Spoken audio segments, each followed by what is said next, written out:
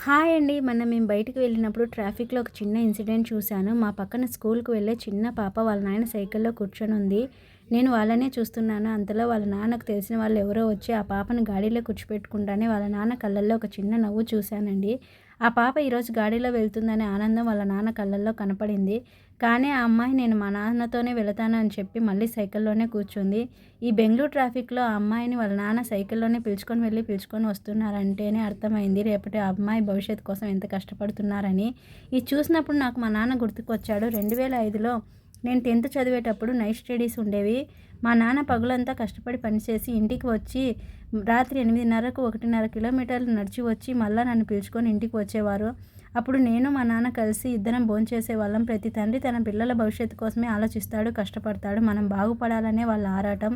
ఎందుకో ఈ విషయం మీతో షేర్ చేసుకోవాలనిపించింది. థ్యాంక్స్ ఫర్ వాచింగ్ అండి. Bye bye.